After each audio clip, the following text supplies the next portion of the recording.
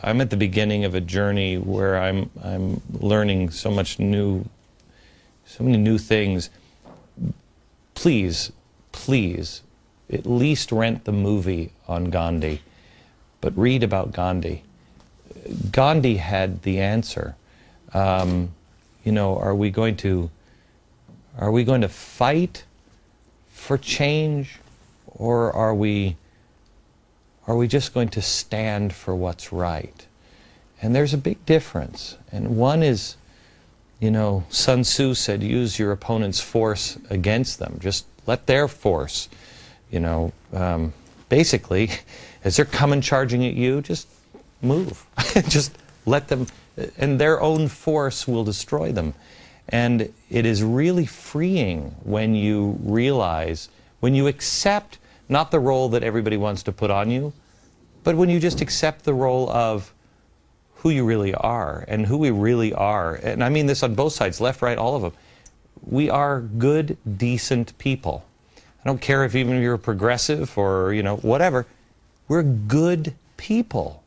We just have to start acting like it. And I guess maybe it goes back to what I said at the beginning. When did we change? I don't remember being separated as Democrats and Republicans and independents. And I fear that that's all our children will remember about this time is, oh yeah, they were Democrats and so we didn't talk to them, or they were Republicans. That's crazy talk. I want to introduce you to Harry Crane. He is a PhD student and he took the challenge. You are a lonely man, aren't you? Did you date at all? Or do you have any friends? I try my best. Yeah, yeah. So there you are. You're somebody who I assume watches the show and kind of comes from the same... secret. You know, in secret. In a dark room somewhere. Yeah. Why did you take the challenge and what did you find? Well, for me, it really started on 8/28, and you were there. I was there, and I was at the event the night before at the Kennedy Center. So before I went, I thought I was doing everything right. I saw you talk about faith, hope, and charity, and I said, yeah, you know, faith, I got that. Hope, charity.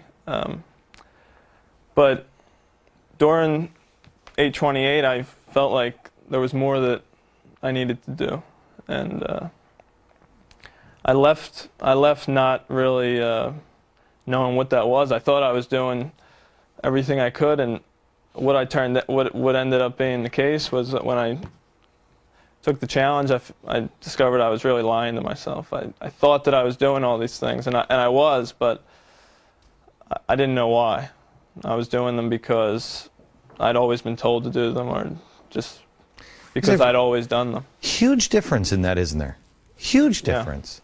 You know, when Thomas Jefferson, and I've said this a million times, when I read the quote from Thomas Jefferson, question with boldness even the very, fix reason firmly in her seat is the first line, and question with boldness even the very existence of God, for if there be a God, he must surely rather honest questioning over blindfolded fear. When I read that, that was the real beginning of my change, because I realized I didn't know anything because I found it. Somebody else had found it. Some other historian had found it and you know, written it and just summed it all up for me in a nice little package. Or my parents told me about faith and God, and so I had that. I wasn't the owner of a single viewpoint. And that's why I say on this program, and I mean it sincerely, do not believe me on anything. Do your own homework. It's worthless if you are... This country has been riding on the fumes of our parents and grandparents and great-grandparents and our founders. We haven't... You said it earlier. You didn't even know what you believed. You didn't even know what America was anymore. You didn't know what you stood for anymore. That's why we're destroying ourselves, because we don't believe in anything. May I finish the conversation with Harry here in a second, because I want to find out what he did find out next.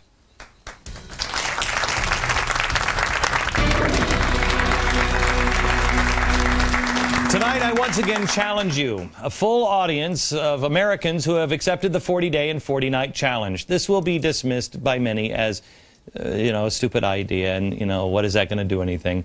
You have to go out and vote. You have to do that.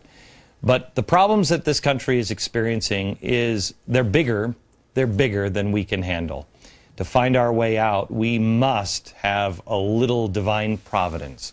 This month's Fusion magazine, which is my magazine, features many more stories from people just like you who just want to change their life, want to live a life that is not what we've allowed it to become. Sign up for a subscription now for Fusion Magazine at glennbeck.com.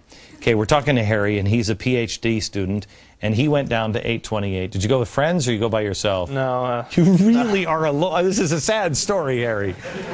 Yeah. All right. So you're a PhD student. What do you want to? What are you taking? Statistics. Okay. You are one. The odds of you making friends before you leave college, 0.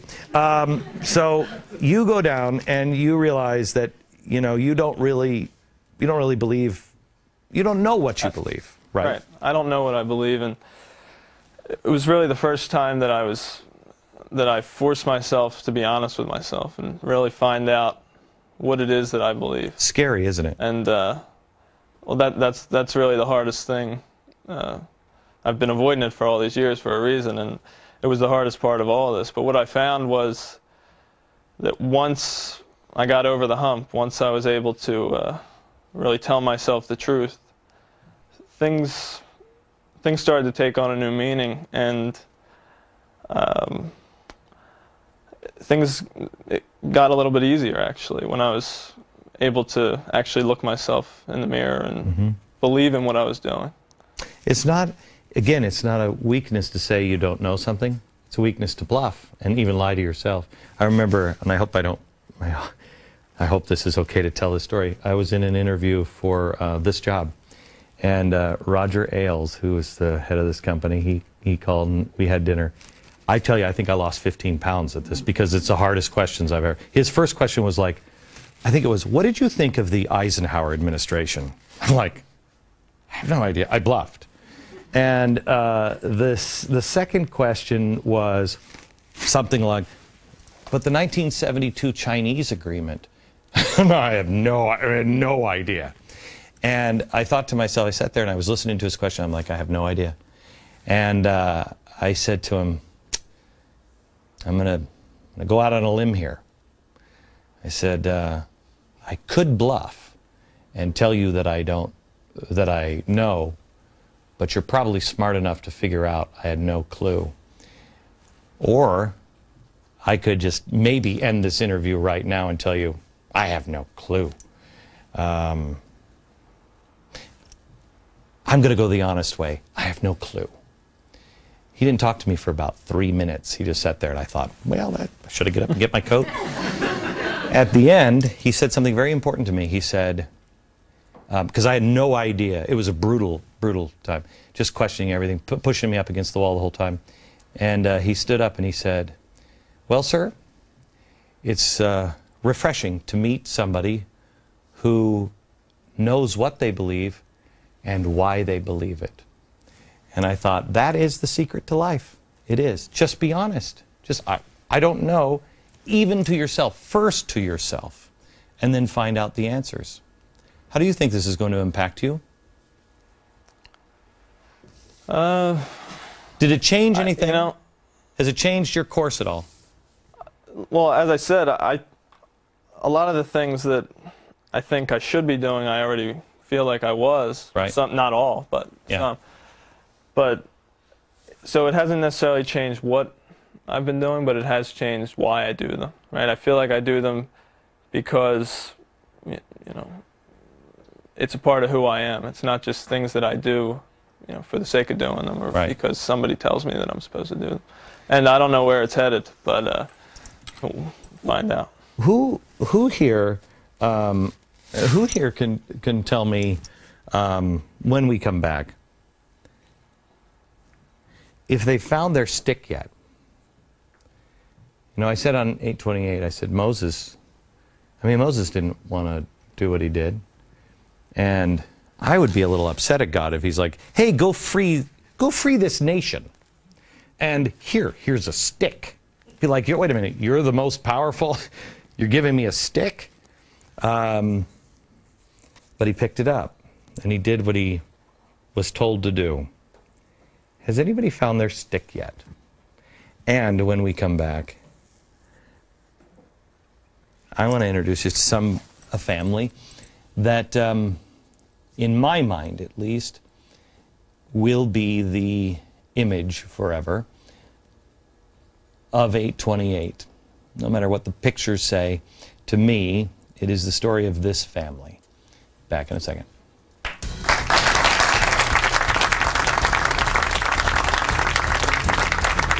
Hello, I'm Joe Seals from Moline, Illinois. When Glenn launched the 40-Day 40-Night Challenge, I decided to create a Facebook group to help promote the challenge and give others taking it a place to share their stories and connect with one another. It's now 2,000 people strong. Friendships are being made, and people all across America are encouraging each other to help restore honor to our country. I'm also taking the challenge, and it has literally changed my life.